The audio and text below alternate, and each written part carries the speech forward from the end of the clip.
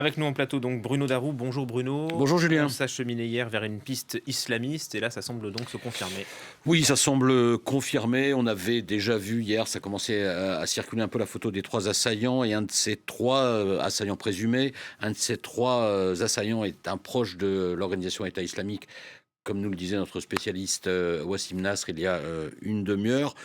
Donc voilà, maintenant c'est confirmé, ça a été confirmé par la cellule de communication en quelque sorte de l'organisation État islamique. En tout cas, c'est l'attaque contre la communauté chrétienne au Sri Lanka la plus meurtrière qui a jamais été commise.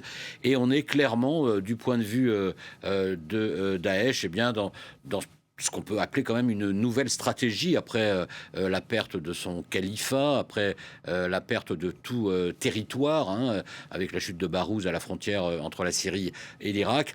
Eh bien, l'organisation État islamique avait annoncé qu'elle allait revenir finalement à une stratégie d'origine, à la fois une stratégie clandestine et puis une stratégie d'exportation à l'international. C'est ce qu'elle fait avec plus ou moins de succès, selon les cas, en Afrique, bien sûr, et c'est ce qu'elle fait aussi dans le sous-continent indien, et là, clairement, avec le Sri Lanka, en utilisant, en fait, des relais locaux, eh bien, ce sont des actions, alors, locales, mais à objectif global, si vous voulez. L'idée, c'est toujours de s'en prendre à ceux qu'elle considère comme ses ennemis.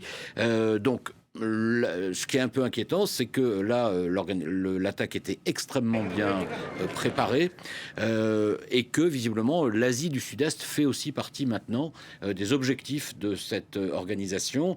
On pense bien sûr à l'Indonésie, qui est, il faut le rappeler, le plus grand pays musulman au monde, mais aussi donc des États comme le Sri Lanka, où il y a des minorités musulmanes qui sont représentatives, même si au Sri Lanka, on est sur une population musulmane à hauteur de 9% de l'ensemble de la population, mais aussi des pays comme le Sri Lanka, où en fait il y a depuis pas mal d'années quand même des mouvements salafistes assez forts, assez identifiés, qui ont déjà prêté main forte. Alors dans le passé c'était plutôt Al-Qaïda, et maintenant donc c'est à l'organisation État islamique. Dernière chose, Julien, évidemment, on peut se demander ce que ça va faire sur les relations entre chrétiens et musulmans au Sri Lanka. Ce sont deux minorités, puisque les chrétiens, on estime qu'ils sont à peu près 8% dans un pays très majoritairement bouddhiste. Et bien quel va être l'avenir des relations entre chrétiens et musulmans après cette tuerie effroyable. Merci Bruno. Le dernier bilan, il s'est